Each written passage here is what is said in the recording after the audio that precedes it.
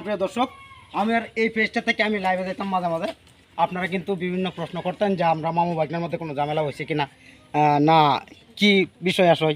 আপনারা কিন্তু সবসময় ভাবছেন আমার মামু ভাগ্নের সাথে আমরা ঝগড়া, মামু ভাগ্নে ঝগড়া লেগেছি, কিন্তু আসলে এরকম না। তো অনেকদিন পরে আমি এই ভাগ্নের সাথে কিন্তু 2.5 বছর কাজ করছি। তো অনেকদিন পরে ভাগ্নের সাথে আবারও দেখা, ভাগ্না আমার বাড়িতে এলো। আমরা আসলে কোনো ঝগড়া নাই, আমরা কিন্তু আপন মামু ভাগ্না, আপনারা সবাই জানেন। তো কিছু কথা বাগনা মুক্ত কেমন বান আপনারা? প্রিয় দেশবাসী, আসসালামু আলাইকুম। ভিডিও বানাই দেখে যে মামার বাড়ি আই এরকম কোনো কথা না। অরিজিনালি আমার নানার বাড়ি এই যে গুস্তা বলি, ঠিক আছে, দুবহরা থানা। তো উনি কিন্তু আমার আপন মামা, আমার সাথে কাজ করছে 2 বছর কাজ করার পরে মামা কি মনে করবেন আমার টিমেতে চলে আইছে জানি না। তা আজকে আমার টিমের যত মানুষ আছে, ফিরোজ ভাই, জিল্লু ভাই, কাবিল ভাই, আমাদের লালমিয়া ভাই, সবাই মিলা এনে আইলাম মামার সাথে বললাম যে মামা আমাদের টিমেতে আয়া পড়ছুন, আমরা কীরকম ভুল বৃত্তি করছি।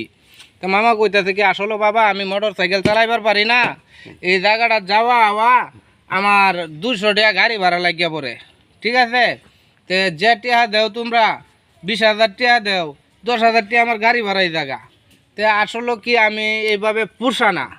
তারপরে আমি কইলাম যে মামা শুনুন, আপনি তো মোটর সাইকেল চালাবার পারেন না, তাহলে আমি একটা গাড়ি দিয়ে দিতাম, আপনি যাইতেন আইতেন, ঠিক আছে।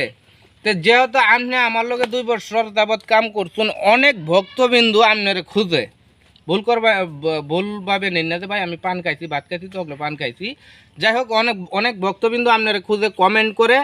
তো মামারে আমি অনেক বুঝাইলাম, কিছুদিনের মধ্যে আপনারা অবশ্যই আমরা এই টিমের মাধ্যমে মামারে দেখবার পাইবেন। তো সবাই আমরারে আগের মতন দেখবেন। আর আগের যে বিনোদন আর ওহনের যে বিনোদন, আসলে কি আমি ইসমাইলের মাথার মধ্যে যে বুদ্ধি মেধা, ভাই আমি মরার আগ পর্যন্ত যদি ভিডিও বানাই আমার থিম কমতো না। তা আশা করি আপনারা আমার পাশে থাকবেন, আপনারা উৎসাহ দিবেন যাতে আমি ভালো ভালো ভিডিও আপনারা উপহার দিবার পারি। আর আমি কীরকম ভিডিও বানাই এটা আপনারা ভালো করে জানুন। আমার ভিডিওগুলো হইলো হাস্যকর ভিডিও, কান্দার ভিডিও, শিক্ষামূলক ভিডিও। যদি ভালো লাগে পাশে থাকবেন, ধন্যবাদ। আমরা চলে যাচ্ছি আমাদের জিল্লুর রহমান ভাইয়ের কাছে। আসসালামু আলাইকুম প্রিয় ভাই ও বোনেরা। এটা আমার আপন মামা, রক্তের হলে তার আপন মামা না, সম্পর্কটা এরকম গভীর যে আমরা এখন আপন হয়ে গেছি। তো রতন মামা এখন আমাদের টিমে আবার আগের মতো কাজ করবে। প্রতিদিন ভিডিও পাইবেন। রতন মামার অভিনয় দক্ষতা দেখে আসলে আমি মোটামুটি রতন মামার কাছ থেকে কিন্তু অভিনয় মোটামুটি শিখছি।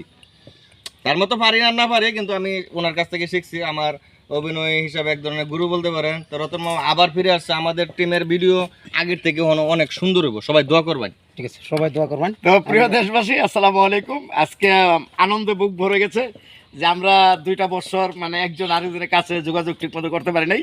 তা আজকে আমরা সবাই চলে আসছি রতন মামার কাছে। ইনশাল্লাহ রতন মামা আগামীতে অবশ্যই আমাদের টিমে কন্টিনিউ কাজ করে যাবে। সবাই ফলো দিয়ে পাশে থাকবেন। যাই হোক,